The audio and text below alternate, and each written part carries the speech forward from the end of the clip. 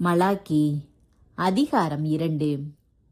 இப்பொழுது குருக்களே, உங்களுக்கு நான் தரும் கட்டளை இதுவே. என் பெயருக்கு மாட்சி அளிக்க வேண்டும் என்பதை உங்கள் இதயத்தில் பதித்துக் கொள்ளுங்கள். எனக்கு நீங்கள் செவி கொடுக்காவிடில் உங்கள் மேல் சாபத்தை அனுப்புவேன். உங்களுக்குரிய நல்லாசிகளை சாபமாக மாற்றுவேன். ஆம், இக்கட்டளைக்கு உங்கள் இதயத்தில் இடமளிக்காததால் ஏற்கனவே அவற்றை சாபமாக மாற்றிவிட்டேன் என்று படைகளின் ஆண்டவர் சொல்கிறார். இதோ, உங்களை முன்னிட்டு நான் உங்கள் வழிமரபை கண்டிப்பேன். திருநாள் பழி விலங்குகளின் சாணத்தை உங்கள் முகத்திலேயே வீசி அடிப்பேன். அதோடு உங்களையும் தூக்கி எறிவேன். அப்பொழுது லேவியோடு நான் செய்து கொண்ட உடன்படிக்கை நிலைத்திருக்கவே அக்கட்டளையை உங்களுக்கு தந்தேன் என்பதை நீங்கள் புரிந்து கொள்வீர்கள் என்று சொல்கிறார் படைகளின் ஆண்டவர். நான் அவனோடு செய்து கொண்ட உடன்படிக்கை வாழ்வும் அமைதியும் தரும் உடன்படிக்கை. எனக்கு அவன் அஞ்சி நடக்கவே அவற்றை அவனுக்கு அளித்தேன். அவனும் எனக்கு அஞ்சி நடந்தான். என் பெயருக்கு நடுங்கினான். மெய் போதனை அவன் வாயிலிருந்து வெளிப்பட்டது. தீமை அவன் உதடுகளில் காணப்படவில்லை.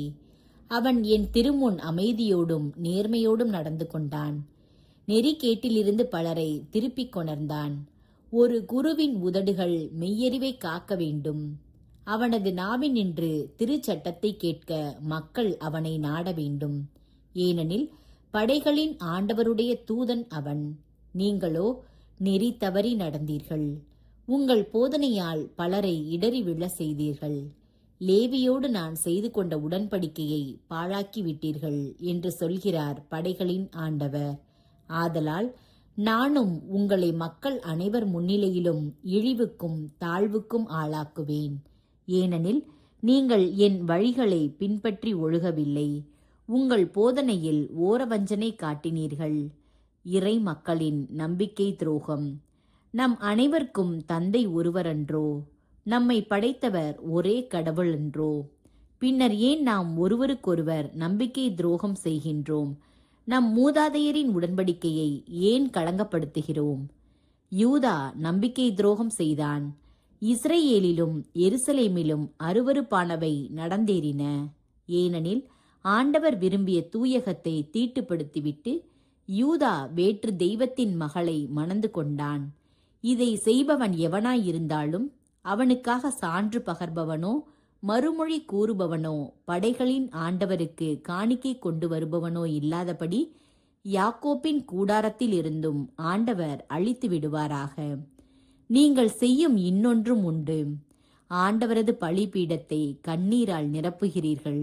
உங்கள் காணிக்கையை ஆண்டவர் கண்ணோக்காததாலும் அதை விருப்புடன் ஏற்றுக்கொள்ளாததாலும் நீங்கள் ஆண்டவரது பலிபீடத்தை அழுகையாலும் பெருமூச்சுகளாலும் நிரப்புகிறீர்கள். இதற்கு காரணம் யாது என்று வினவுகிறீர்கள். காரணம் இதுவே. உனக்கும் உன் மனைவிக்கும் உன் இளமையில் நிகழ்ந்த திருமணத்திற்கு ஆண்டவர் சாட்சியாயிருந்தார். அப்படியிருக்க உன் துணைவியும் உடன்படிக்கையால் உன் மனைவியுமான அவளுக்கு நீ நம்பிக்கை துரோகம் செய்தாயே. உங்களை ஒன்றாக இணைத்தவர் அவரே. அவர் நாடுவது தம் மக்களாக வாழும் குழந்தைகளை அன்றோ? ஆதலால் எவனும் தான் இளமையில் மணந்த மனைவிக்கு நம்பிக்கை துரோகம் செய்யாதிருப்பதில் கவனமாக இருப்பானாக. ஏனெனில் மனமுறிவை நான் வெறுக்கிறேன் என்கிறார் இஸ்ரேலின் கடவுளாகிய ஆண்டவர். மனமுறிவு செய்கிறவன் வன்முறையை மேலாடை கொண்டு மறைக்கிறான் என்கிறார் படைகளின் ஆண்டவர். ஆகையால் எச்சரிக்கையாயிருங்கள். நம்பிக்கை துரோகம் செய்யாதீர்கள். தண்டனை தீர்ப்பு அண்மையில் உள்ளது. உங்கள் பேச்சுகளினால் ஆண்டவரை சோர்வடைய செய்யாதீர்கள். எவ்வகையில் அவரை நாங்கள் சோர்வடைய செய்தோம் என்று வினவுகிறீர்கள். தீச்செயல் புரிவோர் அனைவரும் ஆண்டவர் கண்ணோக்கில் நல்லவரே. அவரும் அவர்கள் மட்டில் பூரிப்படைகிறார் என்று சொல்கின்றீர்கள். அல்லது நீதியின் கடவுள் எங்கே என்று கேட்கிறீர்கள்.